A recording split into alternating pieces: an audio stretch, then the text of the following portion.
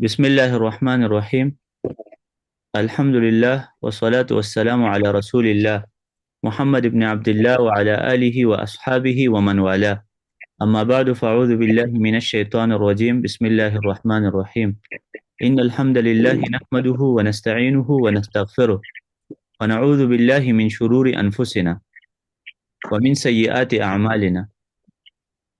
تمام کمال کی صفات اللہ سبحانہ و تعالیٰ کے لیے ثابت ہے.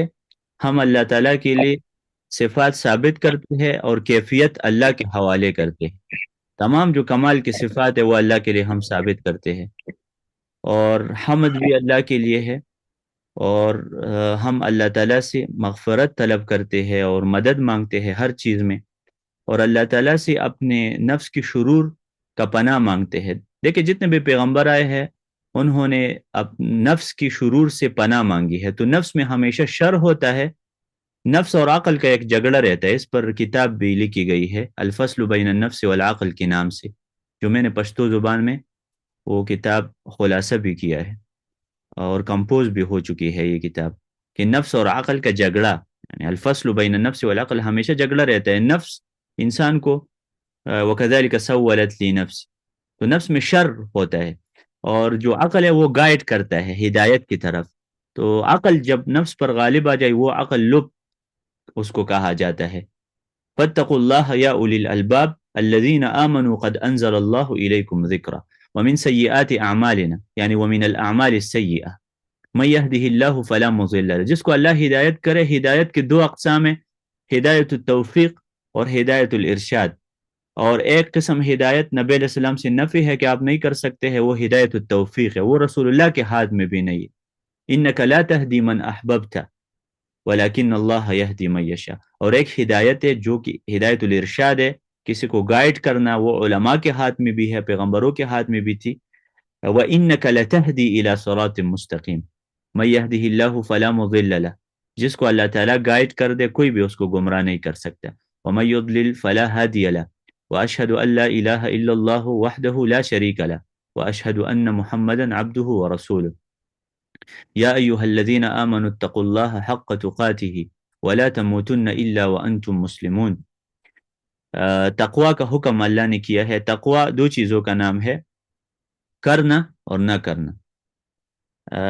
کرنا ان اعمال کا جو اللہ نے حکم دیا ہے، اور چھوڑنا ان اعمال کا جو اللہ نے چھوڑنے کا حکم دیا ہے. اس لیے جب قرآن مجید میں اللہ تعالیٰ نے مومنین کی، متقین کی ڈیفینیشن کی ہے نا، تو دو چیزیں بیان ہوئی ہے وہاں پر. ہدی للمتقین الذین یؤمنون بالغیب ویقیمون الصلاة ومما رزقناہم ینفقون. اور کچھ چیزیں چھوڑنے کے ہے کہ یہ چیزیں چھوڑے، اللہ تعالیٰ کے ساتھ دھوکہ کرنا، منافقین کی طرح نہ بنے. تو یہ اللہ نے حکم دیا ہے. یا ایھا الناس اتقوا ربکم الذی خلقکم من نفس واحدہ وخلق منها زوجها وبث منهما رجالا كثيرا ونساء. تقوی اختیار کرے، کیونکہ صورت نساء میں تقوی کا حکم اس لیے دیا گیا ہے کہ آگے جو مسائل ہے وہ بہت مشکل ہے. میراث کے مسائل ہے، دو شادیوں کا مسئلہ ہے، تو بہت مشکل مسائل ہے جو نفس ایکسیپٹ نہیں کرتا. تو آپ نفس کو سائڈ پر کر دے، عقل کا مان لے آپ.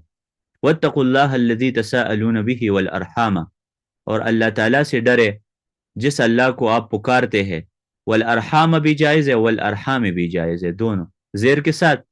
نحو اس کو نہیں مانتا، کیونکہ نحو میں قاعدہ ہے کہ جب آپ عطف کریں گے مجرور پر تو حرف جر کا اعادہ کریں گے، یعنی ایسے پڑھنا چاہیے واتقوا اللہ الذی تساءلون به وبالارحام. والارحام والا قرات پیغمبر سے ثابت ہے، متواتر ہے.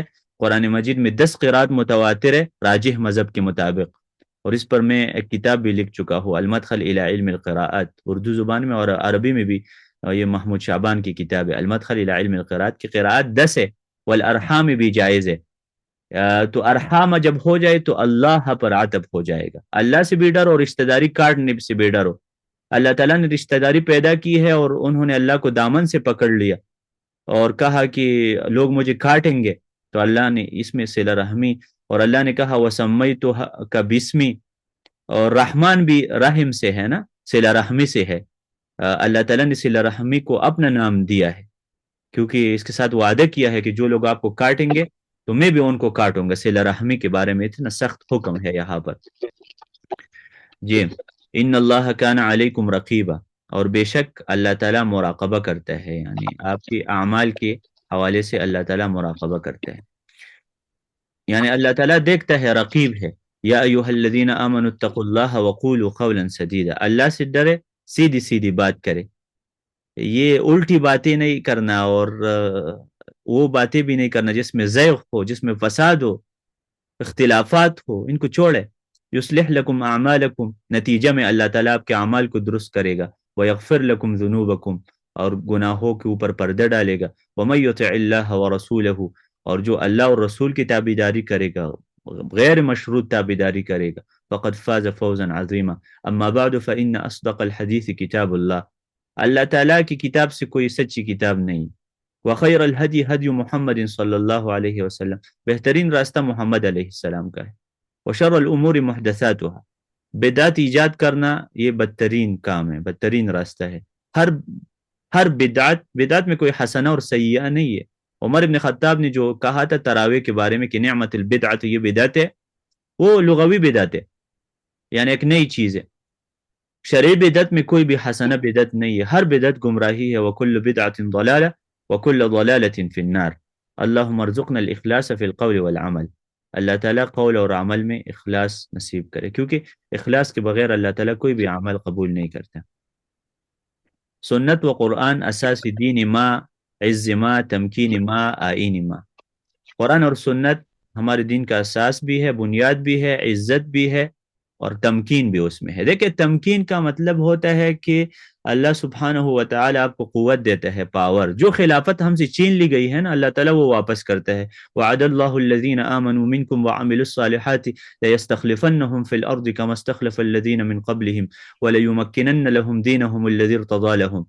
اللہ نے وعدہ کیا ہے ان لوگوں کے ساتھ جو صحیح دین پر عمل کرتے ہیں کہ اللہ خلافت کو واپس کر دے گا، اور خلافت کی وجوب پر علماء کا اتفاق ہے۔ امام قرطبی نے لکھا ہے کہ ایک خلیفہ مسلمانوں کے لیے ضروری ہے، ایک حکمران، صحیح مسلمان حکمران ضروری ہے، اور اس پر اتفاق ہے۔ وخالف فی ذلک الاسم، اسم نے، ابو بکر الاسم نے اختلاف کیا، حیث کان عن الشریعت اسم، کیونکہ وہ شریعت سے گنگا تھا، بہہ رہے تھے۔ معزز قارئین، یہ بات آپ جانتے ہیں کہ ہر فن کے ایک مسلمہ حیثیت ہے۔ جتنے بھی فنون ہیں نا، شریعت کی جو علوم ہے وہ دو قسم کے ہیں، مقاصد اور وسائل۔ یعنی مقاصد قرآن اور حدیث اور تفسیر اور وغیرہ، فقہ، یہ وہ علوم ہے جو مقصود ہے، یعنی ضروری ہے۔ جیسے نماز ہے نا، اور لیکن نماز کے لیے وضو بھی ضروری ہے، تو بعض علوم وضو کی حیثیت رکھتی ہے، جس میں سے نحو اور صرف وغیرہ ہے، یا اصول فقہ وغیرہ ہے۔ اس کو پڑھنے سے آپ مقصد تک پہنچ سکتے ہیں، فقہ سمجھ سکتے ہیں۔ تو اصول فقہ کے بغیر فقہ سمجھ نہیں آ سکتا۔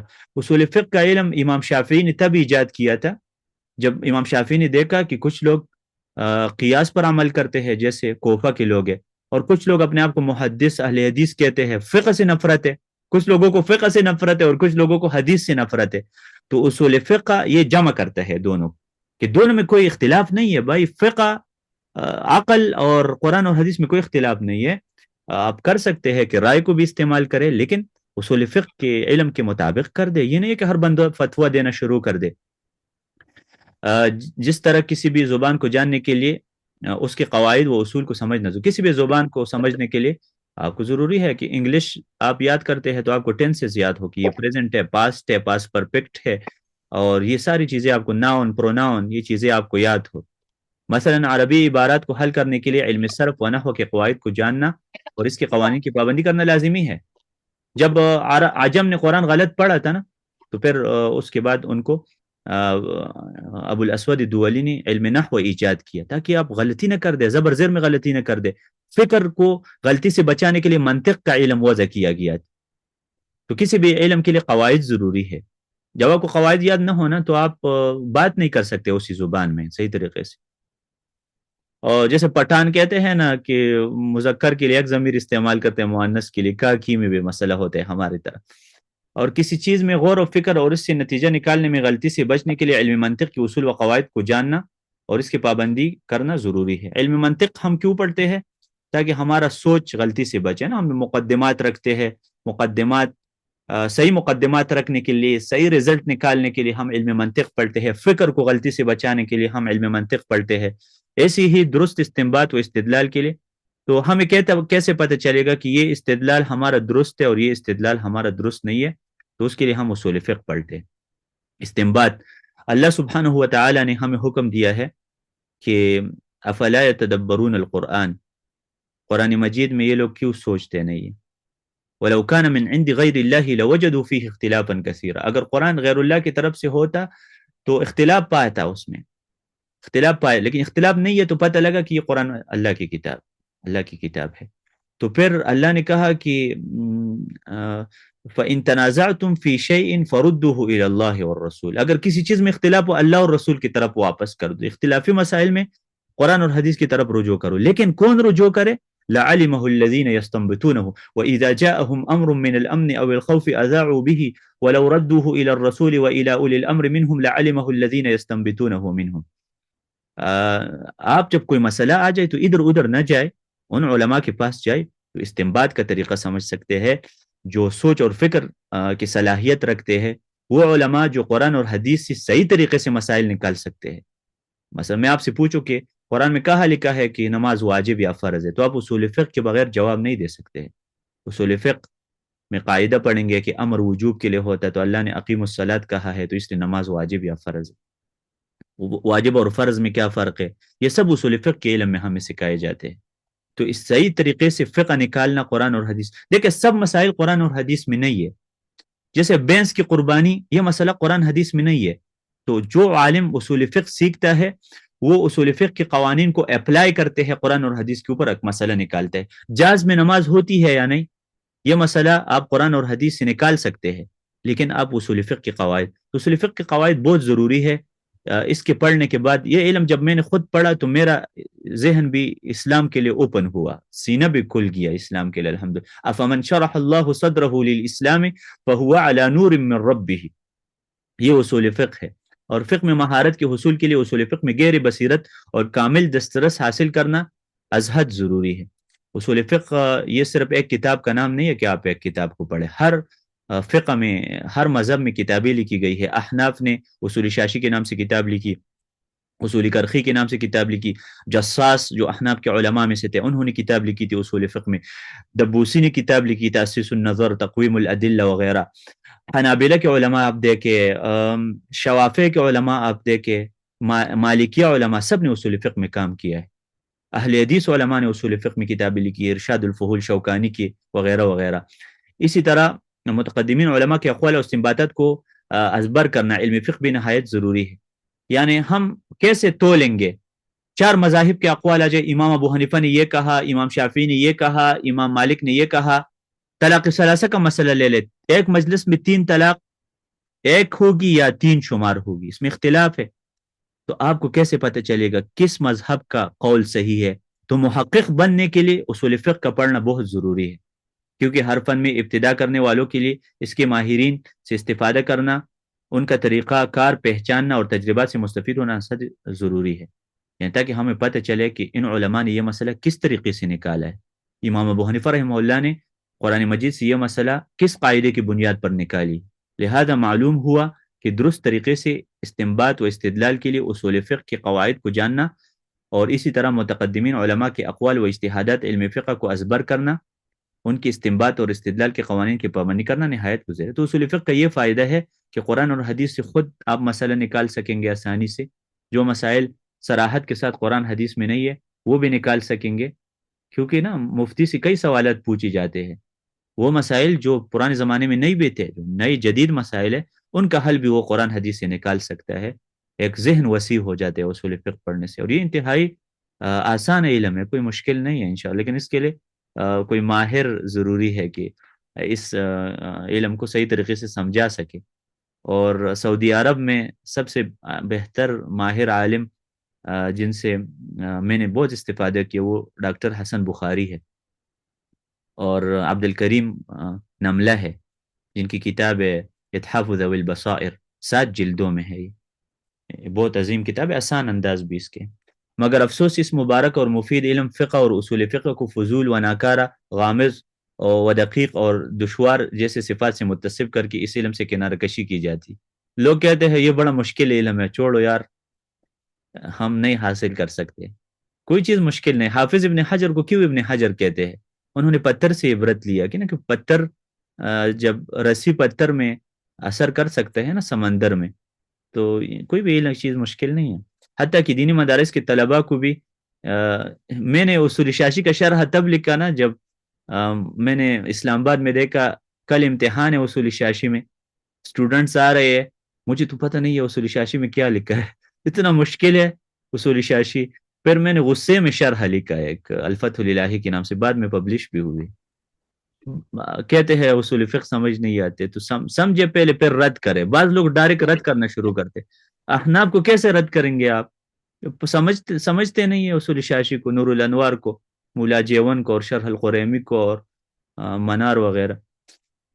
لہذا قرآن اور حدیث پر سیدھا سیدھا عمل کیا جائے. فقہ اور اصول فقہ جیسے علوم یہ قرآن اور حدیث کے خادم نہیں، بلکہ یہ قرآن اور حدیث سے دور کرنے کے لیے علوم وضع کی گئی ہے. لا حول ولا، یعنی بعض لوگ کہتے ہیں کہ فقہ اور اصول فقہ یہ بس اس کی کوئی ضرورت نہیں، ہمیں خود حدیث کو سمجھتا ہو. وہ شیخ عبد الحمید اظہر کے پاس ایک آیا تھا، کہتے ہیں یہ مسئلہ آپ نے کدھر پڑھا ہے؟ کہتے ہیں میں نے مغنی میں پڑھا ہے. ابھی ابن قدامہ کی کتاب ہے فقہ حنبلی میں، مغنی نام ہے اس کا نا، تو کہتے ہیں میں نے مغنی میں پڑھا ہے. تو شیخ نے ان سے کہا تھا آپ نے فتح البوری میں بھی پڑھا ہوگا. ہاں بھائی صاحب، تو یہ فتح البوری والا ہے. حسن لغیری ہی حدیث کو حسن لغیرہ کہتے ہیں کہ فقہ کی کوئی ضرورت نہیں. حالانکہ حقیقت یہ ہے ہمارے سلف صالحین کا طریقہ یہی تھا کہ وہ اصول فقہ کے قواعد ازبر کرنے کے ساتھ ساتھ متقدمین علماء کے اقوال کو بھی ضبط کرتے تھے، یعنی مضبوط یاد کرتے تھے. علماء کے اقوال بہت ضروری ہے، کیونکہ آپ قرآن حدیث خود نہ سمجھے، آپ سلف کے فہم کے مطابق سمجھے. آپ خود استدلال نہیں کر سکتے، اور ان کی استنباط و استدلال کی طریقے سیکھتے اور پھر انہیں طریقوں پر چلنے کی کوشش کرتے. ہمارے برصغیر کے اسلاف بھی اس علم سے کافی حد تک مالا مال تھے. برصغیر کے جو علماء تھے، صدیق حسن خان لے لے اہل حدیث کے علماء میں سے، شوکانی لے لے، یہ سب، جیسا کہ ان کی تصنیفات، شاہ ولی اللہ لے لے، ان کی تصنیفات اور بالخصوص کتب فتاوی سے یہ بات عیا ہے. کیونکہ ان علوم کو پڑھنے اور سمجھنے کے بغیر قرآن و حدیثی استنباط، مسئلہ نکالنا، وہ استدلال، دلیل پکڑنا، اسی طرح سلف صالحین کی کتابوں کو سمجھنا اور ان کی طریقہ استدلال سے آشنا ہونا ناممکن ہے. امکان نہیں ہے کہ آپ ان کی کتابوں کو سمجھے، فقہ کو سمجھے اصول فقہ کے بغیر. اصول فقہ میں ایک اجمالی قواعد بیان کی جاتی ہے، فقہ میں تفصیلی دلائل بیان کی جاتی ہے کہ مثلا وطر میں اختلاف ہے کہ وطر واجب ہے یا سنت ہے. احناف کہتے ہیں وطر واجب ہے، باقی علماء کہتے ہیں وطر سنت ہے. ہر ایک کی کیا دلائل ہے؟ یہ فقہ کے مسائل ہے. اور اصول فقہ میں ایک آپ کو اجمالی قواعد دی جاتی ہے، مختصر قواعد. امر وجوب کے لیے آتا ہے، نہی تحریم کے لیے آتا ہے، اجماع کی کیا ڈیفینیشن ہے، قیاس کی کیا ڈیفینیشن ہے، قیاس کی کیا شروط ہے، قیاس کو کیسے کرے، وغیرہ وغیرہ. لہذا طالب علم کے لیے ان علوم کے قواعد و ضوابط دیکھیں. جب ایک عالم لکھے نا کہ یہ قیاس جلی ہے یا قیاس خفی ہے، تو اگر آپ اصول فقہ پڑھے تو آپ کو پتہ ہوگا نا کہ قیاس کی کیا شروط ہے، قیاس کب کر سکتے ہیں، کن علماء نے قیاس کیا. میں ایک مثال آپ کو لوگوں کو دیتا ہوں تاکہ مسئلہ واضح ہو جائے. جو شخص رمضان میں جمع کرے تو وہ 60 روزے رکھے گا نا، ٹھیک ہے. لیکن جو شخص قصدن کوئی چیز کھائے یا پیے وہ کتنے روزے رکھے گا؟ 1 روزہ رکھے گا یا 60؟ علماء کا اختلاف ہے. بعض کہتے ہیں کہ 60 روزے رکھے گا، اور بعض کہتے ہیں کہ نہیں، وہ تو جمع کے لیے ہے، کھانے کے لیے 1 روزہ رکھے گا. بعد یہ اختلاف کیوں ہے؟ جب آپ اصول فقہ پڑھے، مسالک العلہ میں اختلاف ہوا ہے، علت نکالنے میں اور قیاس کرنا، قیاس کی تخریج المنات، تنقیح المنات، یہاں پر اختلاف پیدا ہوا کہ علت کیا تھی کہ پیغمبر نے 60 روزے فرض کی ان کے اوپر. کیا جمع تھا یا بے حرمتی کرنا؟ جو کہتے ہیں کہ بے حرمتی کرنا تو وہ 60 روزے کھانے اور پینے میں بھی لازم قرار دیتے. بہرحال ان سب مسائل کو سمجھنے کے لیے اصول فقہ کا علم حاصل کرنا بہت ضروری ہے. ان قواعد کی و ضوابط کو پہچاننے کے بغیر طالب علم قرآن و حدیث سے صحیح استدلال و استنباط کر سکتا نہیں، اسلاف کی کتابوں کو سمجھتا ہے، اور نہ فرق باطلہ کی شبہات کا رد کر سکتا ہے. اس علم کی ضرورت و اہمیت کے پیش نظر ائمہ فقہا و محدثین نے اس موضوع پر کئی کتب تصنیف کی ہے. اصول فقہ پر کئی کتابیں لکھی گئی ہیں جن کی تفصیل ہم اپنی کتاب الفقہ و اصولہ فی میزان التاریخ میں بیان کر چکے ہیں. یہ بھی شیخ صاحب کی کتاب ہے، تو آپ یہ کتاب تو میں نے خود پڑھی نہیں ہے، لیکن انشاءاللہ یہ کتاب آپ لوگ اس سے استفادہ کر سکتے ہیں۔ اصول فقہ کی اسی اہمیت کو مد نظر رکھ کر فقیر اللہ نے اس علم کے اہم قواعد و ضوابط پر مشتمل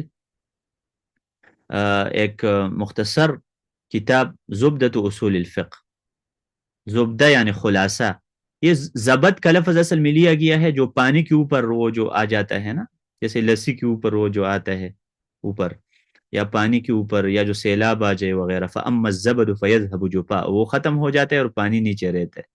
زبد کا مطلب ہے خلاصہ، زبدۃ اصول الفقہ، فَأَمَّا الزَّبَدُ فَيَذْهَبُ جُفَاءً وَأَمَّا مَا يَنْفَعُ النَّاسَ فَيَمْكُثُ فِي الْأَرْضِ۔ زبدہ یعنی مختصر، اور خلاصہ جیسے عمدہ، عمدہ قواعد وغیرہ، اوپر اوپر کی، یعنی جو مختصر تحریر کرنے کی سعی کی ہے، جس پر مندرجہ ذیل طریقہ کار کے مطابق کام کیا گیا ہے۔ یعنی میں نے یہ کام کیا ہے، آپ دیکھ سکتے ہیں کہ مصنف کیا کہتے ہیں۔ اور صحیح بات ہے کہ اردو میں اصول فقہ پر ایک نظر کے نام سے جو کتاب مدارس میں مقرر ہے، ان سے یہ کتاب زیادہ بہتر ہے۔ یہ جو شیخ صاحب نے کتاب لکھی ہے، شیخ ابو عامر نے، تو یہ بہت محنتی شخصیت ہے، انہوں نے یہ جو کتاب لکھی ہے، یہ اصول فقہ پر ایک نظر، جو عاصم حداد کی کتاب ہے، وہ بھی میں نے طبیان یونیورسٹی میں پڑھائی ہے، ان سے یہ کتاب زیادہ بہتر ہے، کیونکہ اس کتاب میں کچھ غلطیاں بھی ہے، اور دوسرا عبارت آسان ہے نا۔ دیکھیں، جس عالم کا انداز آسان نہ ہو وہ علم نہیں سمجھا سکتا صحیح طریقے سے۔ علم سمجھانے کے لیے ضروری ہے کہ آپ کا انداز آسان ہو۔ شیخ ابن عثیمین رحمہ اللہ کیوں کامیاب شخصیت تھے؟ ان کا انداز آسان تھا، عوام بھی سمجھتے تھے، علماء بھی سمجھتے تھے۔ علم کو آسان کرنا، بنانا، یہ ایک خاص طریقہ ہے، ہر عالم کا یہ کام نہیں ہوتا۔ تو اصول فقہ پر ایک نظر کے نام سے جو کتاب ہے، جو مدارس میں ہے، ان سے یہ کتاب زیادہ بہتر ہے، جتنا مجھے اندازہ ہوا ہے کہ، لیکن آپ کو پتہ ہے وفاق المدارس میں ایسی کتابیں مقرر ہوئی ہے کہ وہ مجھے نہیں پتہ کس بنیاد پر یہ کتابیں مقرر کی گئی ہے۔ تو بہرحال یہ کتاب آپ دیکھ سکتے ہیں کہ آسان انداز ہے۔ سامع سقیر کے نام سے شیخ ابن عثیمین کا شاگرد ہے، وہ کہتے ہیں کہ شیخ ابن عثیمین ایک عبارت لیتا تھا ابن تیمیہ کا، اور اس کو اعادت الصیاغہ کرتا تھا۔ اعادت الصیاغہ کا یہ مطلب ہے کہ کسی عالم کے الفاظ اٹھا کر آپ آسان انداز میں پیش کر دیں۔ تو یہ ایک مہارت تھی جو شیخ ابن عثیمین کو حاصل تھی، اور یہ بہت علماء کو اللہ تعالیٰ نے دی ہے الحمدللہ۔ اصول فقہ کی تمام عناصر کو مختصر الفاظ میں جمع کرنے کی کوشش کی گئی۔ عناصر سے مراد مواد ہے، یعنی میں نے، مؤلف کہتا ہے کہ میں نے مختصر الفاظ میں جمع کرنے کی کوشش کی ہے، جو مختلف مواد ہے اصول فقہ کے حوالے سے، جو قواعد ہے، جو تعریفات وغیرہ ہے، تمام اسباق کو حتی الامکان آسان کر کے پیش کرنے کی کوشش کی گئی۔ یعنی میں نے آسان، جیسے میں نے کہا تسہیل، علم کا آسان بنانا ایک خاص مہارت ہے۔ جیسے نحو میں باقی علماء کی جو کتابیں وہ بہت مشکل ہے، لیکن ابھی جو کتابیں آئی ہے جیسے شرح ابن عقیل ہے یا النحو الواضح ہے، ان کا طریقہ بہت آسان ہے۔ ہمارا مقصد علم سمجھانا ہوتا ہے، ہمارا مقصد اپنا روب طاری کرنا نہیں ہوتا کہ میرے الفاظ، دیکھیں چیز ایک ہی ہوتی ہے نا، عبارات نشتہ و حسن کی واحد و کل الی ذاک الجمال یشیر۔ اصول فقہ پر ارشاد الفحول آپ پڑھے، وہ بہت مشکل کتاب ہے، یا اصول شاشی پڑھے، مقصد سیم ہے۔ ابھی یہ کتاب بھی پڑھے، یہ کتاب آسان ہے، لیکن اصول شاشی مشکل ہے، تو آپ آسان کتابیں پڑھے۔ دیکھیں اللہ تعالیٰ نے ہمیں حکم دیا ہے وَلَكِنْ كُونُوا رَبَّانِيِّينَ بِمَا كُنْتُمْ تُعَلِّمُونَ الْكِتَابَ وَبِمَا كُنْتُمْ تَدْرُسُونَ۔ ٹیچر بھی ربانی بنے اور اسٹوڈنٹ بھی ربانی بنے۔ عبداللہ ابن عباس کہتے ہیں الذین یعلمون صغار العلم قبل کبارہ، آسان مسائل پہلے سمجھاتے ہیں اور چھوٹے چھوٹے مسائل پہلے سمجھاتے ہیں، ربانی وہ ہوتے ہیں الذین یعلمون۔ تو یہ ربانی علماء اللہ تعالیٰ کو پسند ہے جو علم کو آسان بناتے ہیں لوگوں کے۔ تمام اسباق میں علمی اصطلاحات کی عربی اور اردو دونوں زبانوں میں تعریفات ذکر کرنے کی کوشش کی گئی۔ کچھ اصطلاحات ایسے ہوتی ہیں نا کہ اس کو اگر اردو میں ترجمہ کرے اور بھی مشکل ہوتے ہیں، تو شیخ صاحب کہتے ہیں کہ میں نے وہ علمی اصطلاحات کو مزید آسان بنا کر تو مفہوم اس کا پیش کرنا چاہیے۔ تمام اصطلاحات اور ضروری مسائل کو مثالوں کے ساتھ مزین اور آسان کرنے کی کوشش کی گئی۔ یہ بہت بہترین طریقہ ہے کہ مسئلہ پیش کر دے اور ساتھ مثال بھی پیش کرے، تو مثال کے ساتھ چیزیں واضح ہو جاتی۔ غموض اور ابہام کو دور کرنے کے لیے وضاحت کے نام سے آسان الفاظ میں سمجھانے کی کوشش کی گئی۔ یعنی کہ کچھ الفاظ معقد و مشکل ہو تو ان کو آسان انداز میں پیش کرنا۔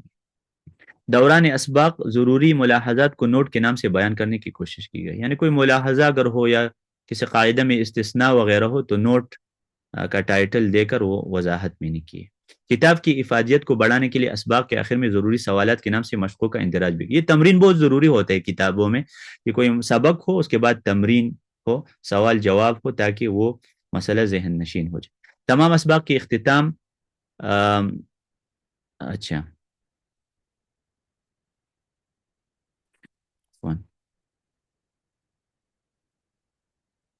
تمام اسباق کے اختتام پر متعلقہ سبق کو نقشہ جدول کے ذریعے سے مختصر کرنے کی کوشش کی گئی. یہ بھی ذہن نشین کرنے کے لیے بہت ضروری ہے کہ جو بھی مسائل آپ پڑھتے ہیں کتاب میں آخر میں وہ جدول دیا جائے. اور یہ کام مجھے بہت پسند ہے، بعض علماء نے کیا. دیکھیں نخبۃ الفکر کے نام سے جو کتاب ہے اصول حدیث میں، اس کا بہترین شرح حافظ ابن حجر تو کہتے ہیں کہ میں نے کیا ہے نصرۃ النظر کے نام سے، کیونکہ صاحب البیت ادری بما فی. لیکن سعودیہ میں ایک عالم ہے عمر المقبل کے نام سے، ان کی کتاب ہے القول المختصر. اس میں بھی یہ چیز ہے کہ جدول آپ بعد میں نقشہ بنا دے کہ مثلا متواتر حدیث کی 3 اقسام ہے سند کے لحاظ سے، ابتدائی طور پر 2 اقسام ہے، پھر غریب خبر واحد کی 3 اقسام ہے، مشہور عزیز غریب اور متواتر اور خبر واحد یہ 2 قسمیں ہیں. اس طرح نقشہ میں بیان کرے تاکہ ذہن نشین ہو جائے. اصول فقہ کے تمام ادلہ اصلیہ اور ادلہ فرعیہ. ادلہ اصلیہ کیا ہے؟ قرآن حدیث، یہ ادلہ اصلیہ ہے جو اصلی دلائل ہیں.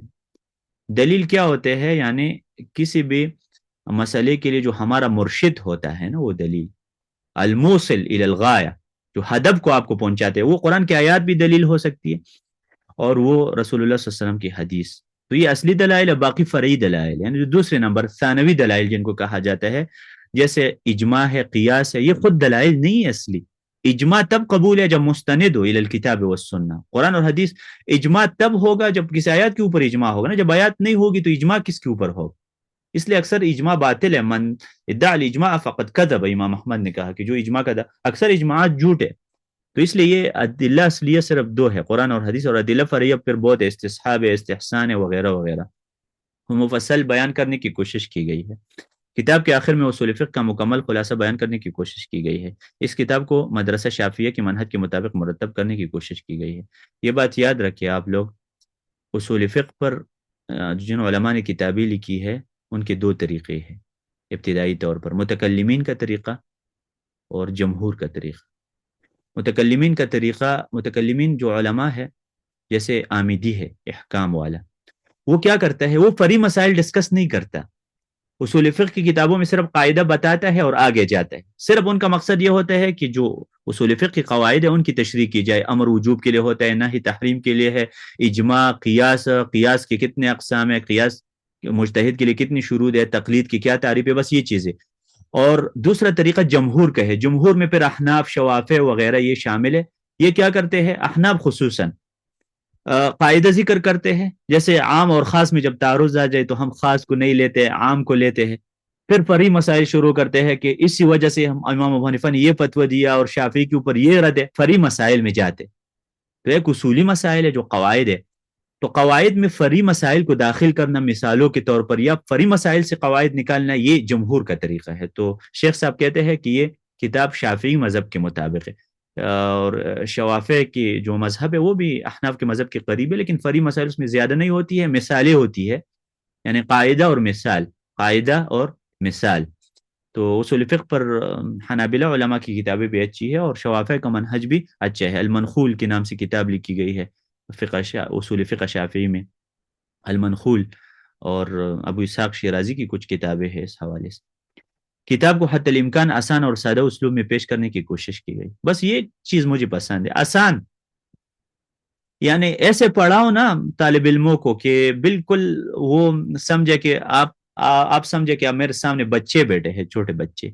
سمجھائے نا. دیکھیں باب من اعاد الحدیث ثلاثا لیفہم السائل، امام بخاری نے کتاب العلم میں یہ باب قائم کیا ہے کہ 3 بار مسئلے کو سمجھائے، تاکہ جب طالب علم آپ سے مطمئن نہ ہونا تو آپ خود اپنے آپ سے مطمئن نہیں ہے.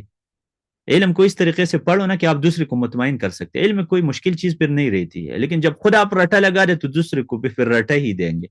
یہ کتاب میرے ناقص مطالعہ اور علمی و تدریسی تجربہ کا حاصل ہے. کوئی انسان غلطی سے خالی نہیں ہے، اس لیے اگر ان تمام تر کوششوں کے باوجود اہل فن اس کتاب میں کوئی قابل اشکال پہلو، لائق اصلاح بات کتابت کی خطا یا فنی غلطی پائے تو فقیر اللہ کو ضرور مطلع فرما کر مشکور.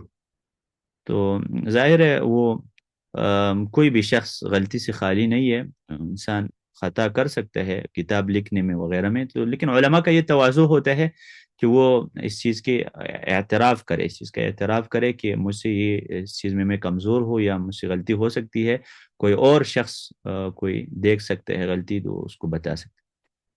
جی، اللہ رب العالمین سے دعا ہے کہ اس مختصر سی کاوش کو اپنے دربار میں قبول و منظور فرما کر فقیر اللہ کی گناہوں کو دیکھے. ہم نے اسلام کے لیے کچھ نہیں کیا ہے ہاتھ کے ساتھ، لیکن کم از کم ہم اپنا ذہن تو اسلام کے لیے استعمال کر. آج کل بہت سارے لوگ پوچھتے ہیں ہم ان کے لیے کیا کریں اور ان کے لیے کیا کریں. میرا کبھی اتنا سوچ سوچ کر کبھی میرا یعنی دماغ خراب ہونے تک پہنچتے ہیں کہ اسلام کے لیے ہم نے کیا کیا، یعنی کیا قربانی دی ہے. اتنا تو ہم کر سکتے ہیں کہ جس طریقے سے علم کو حاصل کیا جاتا ہے، العلم الذی یدخل معک، جو واش روم میں جاتا ہے وہ علم آپ کے ساتھ. بل هو آیات بینات فی صدور الذین اوتوا العلم، یہ صحابہ کی صفت ہے کہ علم ان کے سینوں میں ہے. اناجیلھا فی صدورھا، علم وہ ہے جو، یہ نہیں ہے کہ جیسے شیخ ابن باز نے کہا ہے فصاروا دکاترۃ وهم صفر فی العلم، ڈگری میں ڈاکٹر ہے اور علم میں زیرو ہے. ما رأیت دکتورا الا وهو اجهل من الحمار، میں پی ایچ ڈی ڈاکٹر کو جب دیکھتا ہوں تو وہ حمار سے زیادہ جاہل ہوتا ہے. یہ شنقیطی نے لکھا ہے، ذم الدکتورا کتاب میں نقل ہے. تو ہم یہ کر سکتے ہیں کہ اتنا اپنا ذہن کو اسلام میں استعمال کر سکتے. جو علوم لوگ اس میں بے رغبت ہے جیسے اصول فقہ ہے، یہ علم ہم آسان کر سکتے ہیں، اس کا بہت اجر ہے. یعنی اللہ تعالیٰ کے ہاں اس وقت میں ٹھیک ہے ہم اسلام کے لیے اتنا نہ کر سکے جو ہم سے مطلوب ہے، لیکن اللہ تو ہم سے یہ پوچھ سکتے کہ اپنا دماغ کو تو منفی افکار سے آپ بچا سکتے ہیں نا. انہ ولی ذلک والقادر علیہ، وصلی اللہ علی خیر خلقہ محمد وعلى آله وصحبه ومن تبعهم بإحسان إلى. اللهم ارزقنا الإخلاص في القول والعمل، اللهم اجعل هذا العمل خالصا لوجهك الكريم، وانفعنا به يوم لا ينفع مال ولا بنون إلا من أتى الله بقلب سلیم. یہ اللہ پر زبر ہے کیونکہ مفعول بھی ہے نا لفظ الجلالہ. إلا من أتى الله، أتى فعل فاعل، بقلب سلیم. ابو عامر الاحمد علی شیخ ابو عامر یہ ہمارے اچھے کبار دوستوں میں سے ہے. غفر اللہ له ولوالدیہ ولمشائخہ آمین. تو یہ کچھ تمہیدی باتیں تھی. ابھی ہم آتے ہیں بسم اللہ الرحمن الرحیم اصول فقہ کی تعریف. دیکھیں جتنے بھی فنون ہیں نا تو ان کی تعریف میں مرکب اضافی استعمال کیا جاتا ہے نا. ان کے لیے جو لفظ جو نام دیا جاتا ہے، اصول الحدیث، اصول الفقہ، تو یہ مضاف اور مضاف الیہ. جیسے آپ کہتے ہیں نا غلام و زیدن، زید کا غلام. اصول فقہ، فقہ کی اصول اور قواعد. اصول جمع اصل ہے، اصل بنیاد کو کہا جاتا ہے، یعنی بنیادی قوانین وغیرہ. اور قاعدہ، فقہ کی قواعد، یعنی انسان تب فقیہ بن سکتے جب یہ قواعد یاد کرے، اس کو اپلائی کرے، امپلیمنٹ کر دے تو فقیہ تب بنے گا. اصول کے بغیر، بنیاد کے بغیر کمرہ بن سکتا ہے کیا؟ نہیں بن سکتا، دیوار گر جائے گا. تو اصول مضاف ہے اور فقہ مضاف الیہ. مرکب اضافی اس کو کہا جاتا ہے جو ایک مضاف دوسرا مضاف الیہ ہوتا ہے، جو دو اجزاء پر مشتمل ہے. اصول مضاف اور فقہ مضاف الیہ ہے، لہذا اصول فقہ میں دونوں اجزاء کی تعریف کو پیش نظر رکھنا ضروری ہے. یعنی ایک ہر لفظ کی تعریف کریں گے، اصول کی الگ تعریف کریں گے، فقہ کی الگ تعریف کریں گے. اصول قواعد کو کہا جاتا ہے اور فقہ شرعی احکام کو سمجھنے کا نام ہے نا. کہتے ہیں یہ فقیہ ہے، یعنی شرعی احکام سمجھتا ہے. کون سے احکام؟ جو عقیدے کے متعلق نہ ہو. عقیدے کے متعلق جو احکام، مثلا نماز کے متعلق جو احکام ہے اس کو فقہ کہا جاتا ہے. جب آپ نماز کے مسائل سیکھے، جہاد کے مسائل سیکھے، روزے کے مسائل سیکھے، یہ فقہ ہے. اور اصول فقہ کہ ایک یہ تعریف ہے نا بے اعتبار الجزئین، کہ ہر جز کی الگ ڈیفینیشن کرے، اصول کی الگ تعریف کرے، فقہ کی الگ تعریف کرے. پھر اگر اصول فقہ کے علم کی تعریف کرنا ہے تو یہ بھی آسان تعریف ہے کہ اجمالی قواعد کو سیکھنا. ٹھیک ہے، اجمالی قواعد کو سیکھنا. امر وجوب کے لیے ہوتا ہے، نہی تحریم کے لیے ہوتا ہے. قرآن کی کیا ڈیفینیشن ہے، حدیث کی کیا ڈیفینیشن ہے، خاص کی کیا ڈیفینیشن ہے، عام کی کیا ڈیفینیشن ہے، مطلق کیا ہوتا ہے، مقید کیا ہوتا ہے، یہ دلائل کا نام. ٹھیک ہے، کیونکہ قرآن مجید کو کچھ آیت عام ہے، آپ کو پتہ ہوگا عام کیا ہوتا ہے، خاص کیا ہوتا ہے، کیوں اللہ ایک دفعہ عام حکم دیتا ہے، ایک دفعہ خاص حکم دیتا ہے، کیوں ایسا ہوتا ہے. دونوں اجزاء کی الگ الگ تعریف کا نام تعریف اضافی ہے، اور دونوں اجزاء کی ایک ساتھ تعریف کا نام تعریف لقبی ہے. یعنی اصول فقہ کی ہم دو طرح کی تعریف کرتے ہیں. تعریف جز اضافی اصول کی الگ تعریف کرے، فقہ کی الگ تعریف کرے، ٹھیک ہے؟ تو یہ اس علم کی تعریف نہیں ہے، پھر یہ تو ایک ایک لفظ کی تعریف ہے۔ پھر جب اس علم کی ڈیفینیشن کریں گے، اصول فقہ ایک علم ہے، یہ تعریف لقبی پھر کریں گے کہ اصول فقہ ان قواعد کا نام ہے جس کی سیکھنے سے انسان ماہر ہو جاتا ہے کہ وہ فقہی مسائل کا استنباط صحیح طریقے سے کر لے۔ اصول فقہ کی تعریف اضافی، یعنی اضافی تعریف سے مراد یہ ہے کہ اصول کی الگ تعریف کرے، اور اصول یہ اصل کی جمع ہے جس کا لغوی معنی ہے ما یبنی علیہ غیرہ، وہ درخت کا جو ایک شاخ ہوتا ہے اور ایک بنیاد ہوتا ہے نا، جو درخت کا نیچے جو جذر ہوتے ہیں نا اس کو اصل کہا جاتا ہے، یا دیوار جس کے اوپر ما یبنی علیہ غیرہ کا مطلب ہے جس کے اوپر دوسری چیز کی بنیاد رکھی گئی۔ علم اصول فقہ کو اس لیے اصول فقہ کہتے ہیں کہ اس پر فقہ کی بنیاد قائم ہوتی ہے، اس علم پر فقہ بھی بنیاد ہے اس کے بغیر۔ جو شخص کہتے ہیں مجھے اصول فقہ نہیں آتا تو وہ فقیہ نہیں ہے، جھوٹا ہے۔ اصول کی اصطلاحی تعریف، اصل کا لفظ کئی معنی میں استعمال ہوتا ہے جس میں سے چند ایک درج ذیل ہے۔ اصل کی کئی معنی ہے نا، عام قاعدہ کو بھی اصل کہا جاتا ہے نا، عام قاعدہ جو ہوتے ہیں، کامن رولز جو ہوتے ہیں، جیسے اصولیوں کی یہ بات الاصل ان الامر یقتضی الوجوب۔ السلام علیکم۔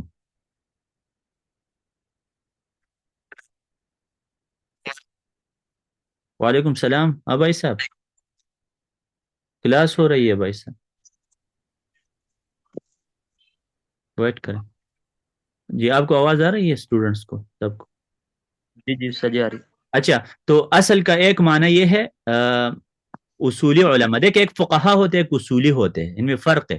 فقہا وہ ہے جو فری مسائل ڈسکس کرتے ہیں، نماز کے مسائل میں جو اختلاف ہے، امام کے پیچھے قرات کرنی چاہیے نہیں کرنی چاہیے، فاتحہ پڑھنی چاہیے، آمین بالجہر، رفع الیدین وغیرہ، یہ جتنے بھی مسائل ہیں نا، طلاق کے مسائل، ان کو فقہا کہا جاتا ہے۔ اصولی وہ علماء ہے جو اصول فقہ میں کتابیں لکھ چکے ہیں، جو آپ کو قاعدے بتاتے ہیں، مثلا یہ قاعدہ آپ کو اصولی علماء بتاتے ہیں، اصول فقہ کے جو علماء ہے، الاصل ان الامر یقتضی الوجوب، یعنی قاعدہ یہ ہے، ادھر اصل قاعدہ کے معنی میں ہے، رول یہ ہے، قانون یہ ہے کہ امر وجوب کا تقاضا کرتا ہے، یعنی جہاں پر بھی امر آ جائے نا، اقیم الصلاۃ، نماز فرض ہے، واجب ہے کیونکہ امر آیا ہے۔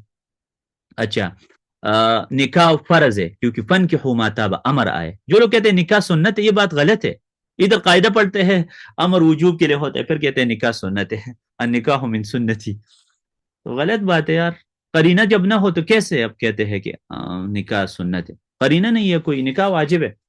الاصل ان الامر یقتضی الوجوب، قاعدہ یہ ہے کہ امر وجوب کا فائدہ دیتا ہے، عام طور پر امر وجوب کا تقاضا کرتا ہے، یعنی جب امر آ جائے نا تو وہ واجب کے لیے ہوتا ہے، لیکن ہمیشہ امر واجب کے لیے نہیں ہوتا، ٹھیک ہے؟ وَإِذَا حَلَلْتُمْ فَاصْطَادُوا میں امر وجوب کے لیے نہیں ہے، ورنہ شکار کرنا فرض ہوتا ہے احرام کے بعد، کھولنے کے بعد۔ دلیل، اچھا دوسرا معنی اصل کا ہے، اصول فقہ جو ہم ابھی اصل کی ڈیفینیشن کر رہے ہیں، اصل کا دوسرا معنی ہے دلیل۔ اصل کا لفظ دلیل کے معنی میں بھی استعمال ہوتا ہے، جیسے آپ یہ کہتے ہیں اصل وجوب الصوم قول اللہ تعالی، یعنی روزہ کی فرضیت کی دلیل یہ ہے، اصل دلیل کے معنی میں بھی استعمال ہوتا ہے، یا ایھا الذین آمنوا کتب علیکم الصیام، یہ دلیل ہے، تو دلیل کے معنی میں بھی اصل استعمال ہے۔ روزے کے فرض ہونے کی دلیل اللہ سبحانہ کا یہ فرمان ہے، یا ایھا الذین آمنوا، اے ایمان والو تم پر روزہ رکھنا فرض کیا گیا ہے، کتبہ۔ فقہ کی لغوی تعریف، فقہ دیکھیں فہم اور فقہ میں فرق ہے، کچھ علماء نے فرق بیان کیا ہے نا۔ فرق یہ ہے کہ فہم یہ ظاہری جو مسائل ہیں نا، 5 نمازیں فرض ہے اور روزے فرض ہے، ظاہری مسائل کو سمجھنے کے لیے فہم کا لفظ استعمال ہوتا ہے، اور فقہ کہتے ہیں جو دقیق امور ہے نا، جو عوام کو پتہ نہیں ہے اور آپ ان مسائل کو سمجھے، ان کو فقہ کہا جاتا ہے، فقہ دقیق فہم کو کہا جاتا ہے۔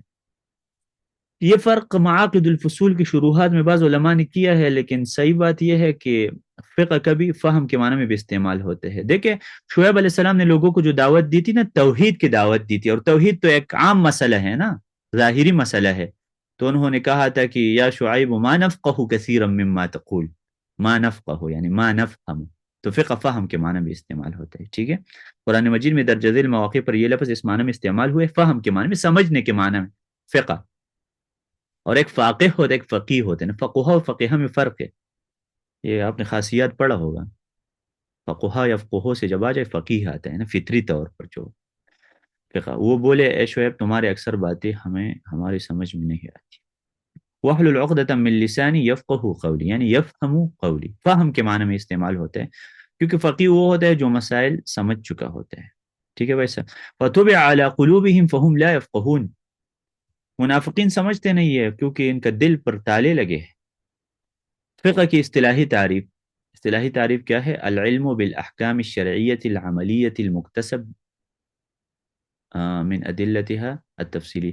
یہ مکتسب غلط ہے، المکتسبتی پڑھنا چاہیے. ٹھیک ہے، العلم بالاحکام، ہاں اگر یہ علم کی صفت ہو جائے پھر تو ٹھیک ہے، المکتسب مذکر درست ہے. العلم بالاحکام الشرعیۃ العملیہ المکتسب من ادلتها التفصیلیہ، یعنی شرعی احکام کا علم جو کہ دلائل سے ماخوذ ہو. جو علم دلائل کی بنیاد پر نہ ہو. اچھا، عملی احکام کون سے ہوتے ہیں؟ ایک عقیدے کے مسائل ہے، اللہ ایک ہے، اللہ عرش پر ہے، اللہ کی صفات.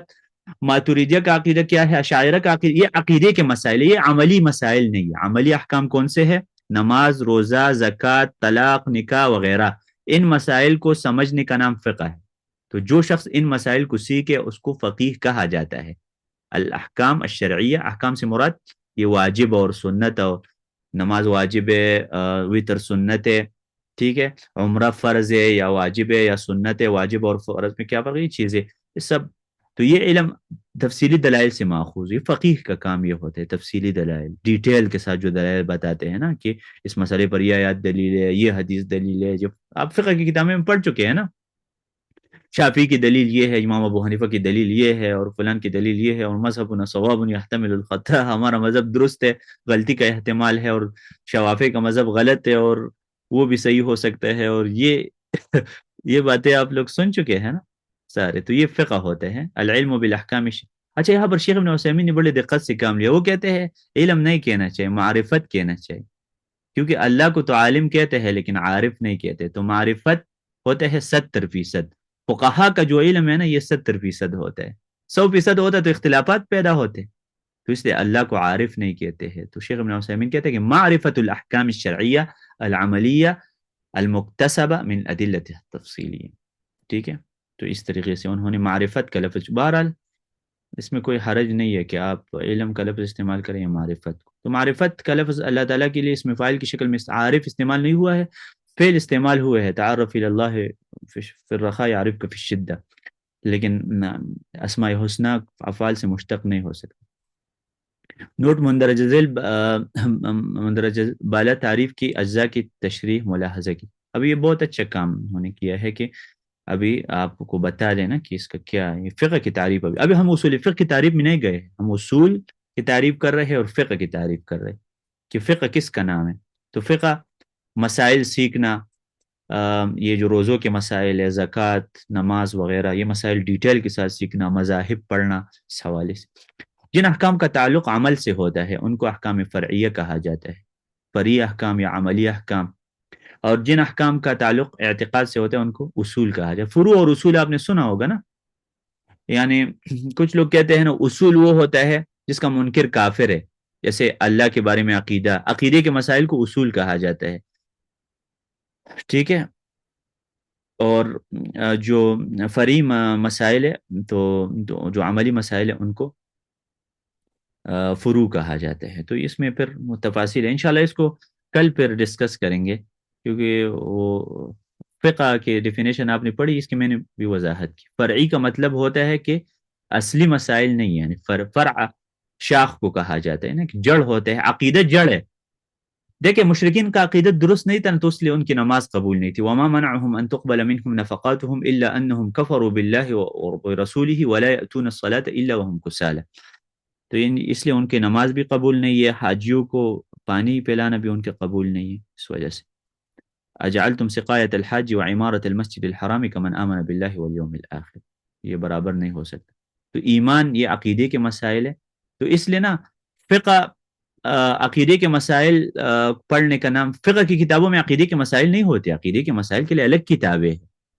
تو اس لیے فقہا اپنی کتابوں میں عقیدے کے مسائل ڈسکس نہیں کرتے ہیں کہ ماتوریدیہ کون ہے اور مفوضہ کون ہے اور تفویض کیا ہوتا ہے اور تعویل کیا ہوتا ہے اور اثبات کیا ہوتا ہے اور مجسمہ کون ہے اور شیعہ کون ہے اور روافض.